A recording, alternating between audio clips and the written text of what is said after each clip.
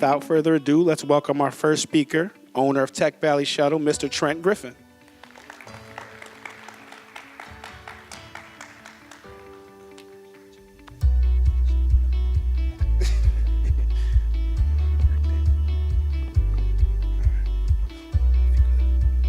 All right, good afternoon, everybody, or good evening, actually. Thank you, everyone, for coming. I guess I don't have much time, so I'm gonna kind of jump right into it. This segment is called "Live Your Dreams," and I came up with the concept because I know we all have dreams, and a lot of times people feel they can't actually live their dreams.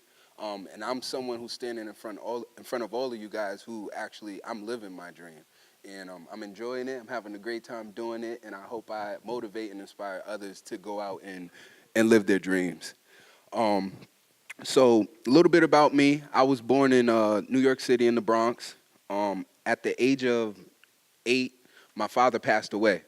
And when he passed away, we ended up moving to Schenectady. It was me and my mother. And during that time, it was pretty tough. I came from, when we lived in New York, we had a pretty good life. And once we transitioned up here, things got a little tough. And I remember at one point living, me and my mother sharing a bunk bed in an attic apartment, a 1-bedroom attic apartment. Me and my mom sharing a bunk bed to now, just able to move my mother into my house, and now we have an in-law suite. So we've come a long way as a family, but the in between, that's where the real story is. And so after high school, I went to college, didn't do good in college. School wasn't for me, and it's something that to this day I tell kids, school isn't for everybody, but it's important that education is still important, and education comes in many forms. As a trade, you could be self-taught, and but I knew for me, school wasn't the right path for me. So I failed out of college, came home, started hanging out with the wrong crowds, and also talk about that with a lot of people, the importance of surrounding yourself with good people. And from my decision to start hanging around the wrong people landed me in prison. I was 19 years old when I was sentenced to 4 to 12 years in prison. Had a little bit of luck during that time because there were some reforms to the drug laws. So I ended up doing 3 years out of the 4 to 12 year sentence. However, I still had to serve that time.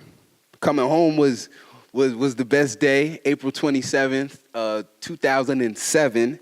And I just remember coming home. I knew I had to start. It was a fresh new start, had a reset.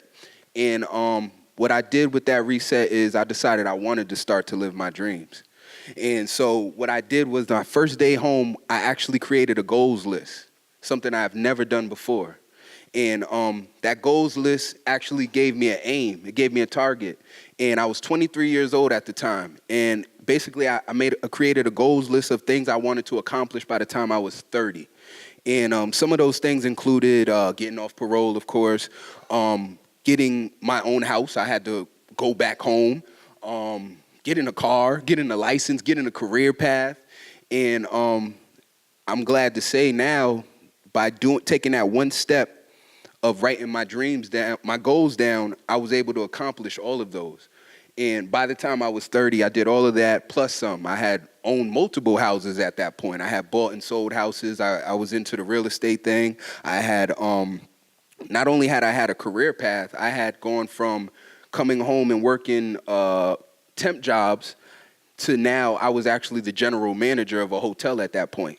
And see, I was able to do that only through following my dreams. And by following my dreams, I knew I had to educate myself. So when I started in the hotel industry, I was actually cleaning toilets. I was a shuttle driver, and so I took that entry-level position, and every night I would go home and study. I would go home and practice. I knew I wanted to be a GM. I knew I could be a GM. I just didn't know how I could get there. And so I would go home, and I would teach myself the language of a general manager. I would go home, I would study a P&L sheet, profit and loss sheet, how a GM would do it. See, I took the initiative to actually chase my dreams. And by day, you wouldn't know that. I just looked like the guy who was cleaning the toilet. But by night, I was putting in the work that I needed so I could live my dreams. So fast forward, I go from houseman to front desk supervisor, all within a year's time. And then from there, I became the operations manager after that. Had to take a step back because at that particular job, the GM was going nowhere and I knew it. So I left my job, which at the time, my mother said, "You're crazy." She said, "You just worked this hard to achieve your goal and now you're going to throw it all away?" And I told her, I said, "I got to do it." I said, "I'm going to be stuck in this role forever because she's not going anywhere." And I remember going on job interviews after that and people telling me, because I just quit my job. At that point, I didn't know. If I knew what I knew now, I probably would have did it a little different, but I just quit my job. Knowing what I know now, I would have found another job first. But that just came with not knowing.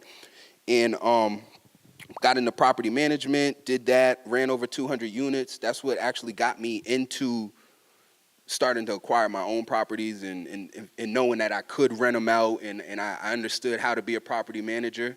And from all of those little things, I was able to then get back into the hotel industry in Schenectady, working with the Malozzi's, and I was the GM of their hotel. Stayed there for about 2 years. Not to get too much into it, but just say my 2 years with the Malozzi's, they made more money at that hotel than the hotel's existence. And from me seeing that,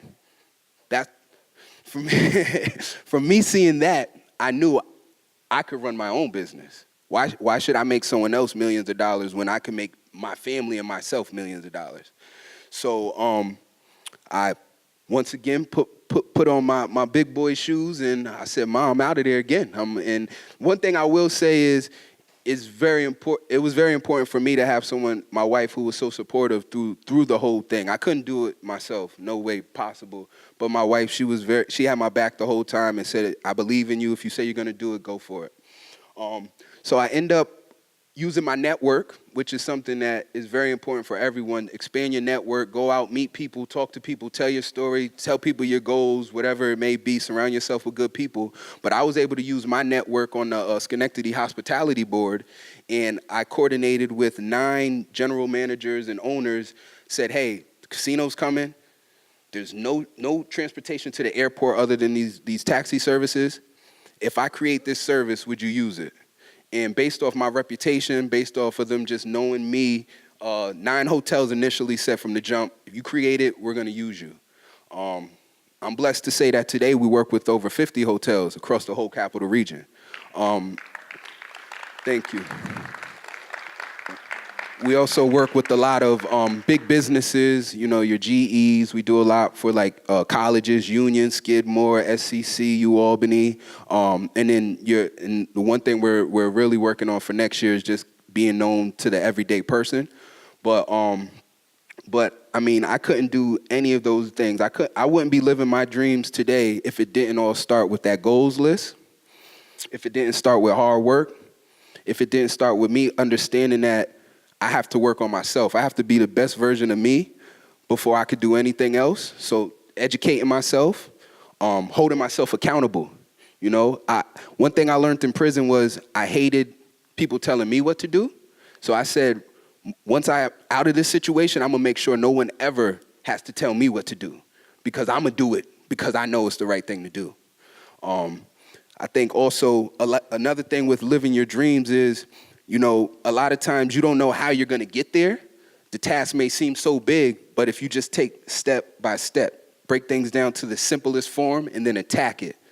See, once I was released from prison on April 27th, I always said I wanted to go back. I said I wanted to go back to talk to others. At that time, it just didn't seem realistic. But I can say last year, I was able to go back to the same prison hub that I was incarcerated in and talk to the youth, able to talk to over 100 inmates at the time, all under the age of 18, tell my story and let them know there is hope after this. They don't have to come back here. They don't have to be the same statistic. Actually, if you're going to be a statistic, be on the other side of the statistic. You know what I mean? And so that's what I go in there and I try to tell the youth today, because I'm living my dream just by being able to come here and share my story with everyone in this room. You know, living your dreams doesn't always have to be the big house on the hill, even though, you know, that's what most want. Living your dreams is just doing the things you want to do, doing it on your terms, and doing it the right way. So I just stand before you guys as a living testament that, you know, anything is possible as long as you're willing to work at it.